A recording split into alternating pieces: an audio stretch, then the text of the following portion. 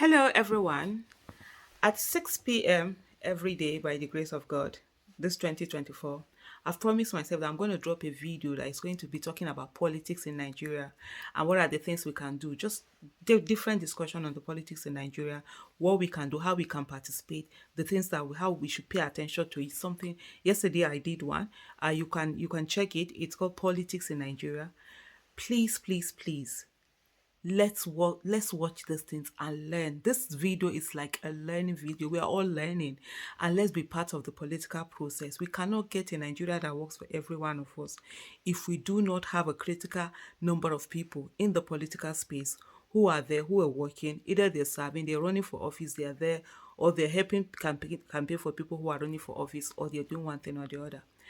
As we know, by I think next month or so, there's going to be election. There are going to be by-elections for people that we get into the legislative arm of government. Maybe some people have resigned, some people have taken other appointments, some people one thing of the other, whether the elections have been cancelled or whatever. But there are seats that are vacant in Nigeria, in the National Assembly and some state houses of assembly, and there's going to be election. Most times when there are all of these by-elections, people don't participate, people don't come out, people don't vote. Sometimes you see somebody with less than 10,000 votes will get to the National Assembly, either as a House of Rep member or as a senator. Why? Because when the election is going on, people don't come out. And the thing about election is that whether you come out or you don't come out, if it's only the family members of the person that is running for office that came out to vote, they will count it, and that's it. That's democracy. And that's why for me, when people talk about the fact that, oh, we should boycott election, I say, look, boycotting election doesn't work, because we've already been boycotting election. People really don't turn out for election, other than the 2023 election that people really came out. And even although the numbers were not reflective on the when you look at the percentage, but that's another topic that we'll talk about anyway as we do this discussion on politics in Nigeria. So what I want to tell you today is to say to you, there are by-elections that are going to come up. There are people who are running for office, or people who, I think there are some that can still even buy form and run for office. It is time we participate in it. It is either you're running for office, or you're campaigning for those who are running for office, or you're helping them to raise funds, or at the end of the day, we all hold them, accountable. We need to participate. Political activism is very important. Yes, it's one thing to make out demands, to be on the streets, or to keep calling out people who are in office. But for me, I think it was around 2017, 2018, that I realized that if I just sit down and I keep making demands to these people who don't have the competence, then I'll be as incompetent as they are. And that was when, for me, as I made up my mind, look, I needed to participate in the political space.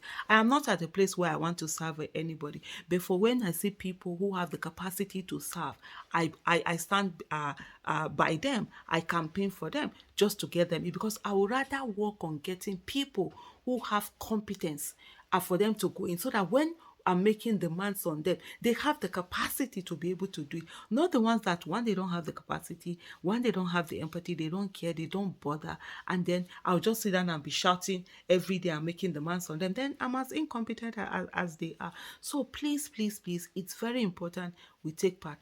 Let me also tell you something. The legislative arm of government is the bedrock of democracy. The National Assembly is more powerful than the executive. It's more powerful than the president.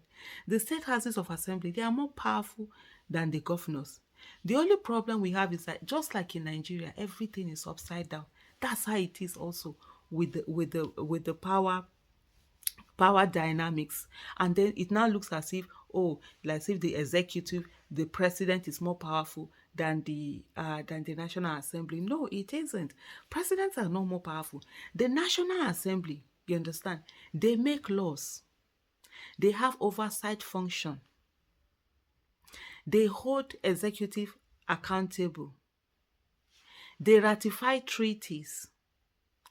They are the ones, there's some appointments that are made, they have to give approval of those appointments. A lot of things, the office of the president does not have capacity to do a lot of things without the National Assembly.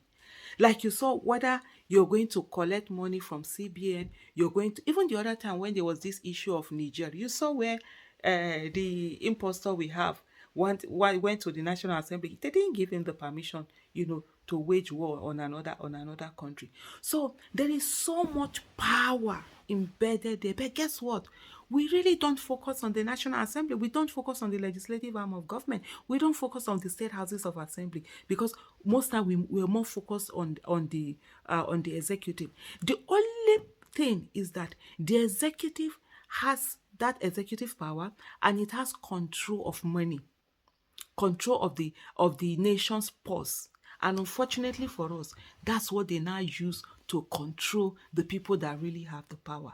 And one of the things I have been saying over the years is that, look, we must look for people who have second jobs, people who cannot be bought, people whom the money will not matter to them, the bribe will not matter to them, to be in the National Assembly, to be in politics myself in general, and most likely also in the National Assembly.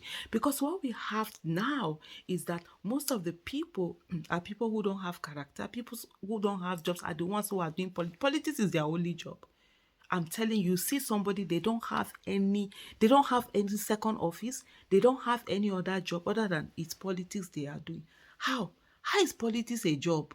You're supposed to go, when you go and serve, then you have your working place and all of that. They don't have career, their career, their everything is in politics. So every 4 years, they are sitting down and waiting to get the money that they want to. These are the people that they will go when they have meetings, they are in parties, they go to these meetings. What do? They go there to be able to get free drinks, free biscuits, free food that they will eat. And so when they come during primaries and all of that, these are the people that they will give them money, they will bribe them, and then they will vote anyhow. That's the candidates that they give us for us to now start voting. But anyway, these are little by little discussions I will be having every day, and I'll be putting it out there at 6 p.m. Nigerian time. I'll put out the video on politics in Nigeria. These are conversations that we really need to sit down to continue to have. We really need to be proactive. We cannot be passive participant in such an important venture that affect our life. Politics affect our life, affect our birth, living, death, everything. And so we can't just leave it like that and just leave it to people to just be doing it anyhow. And so we must ensure that we are putting in the needful. We are doing the bit that we can. We are learning. We are all learners. Most of the things we don't know. The first time I campaigned for a presidential candidate was in 2018.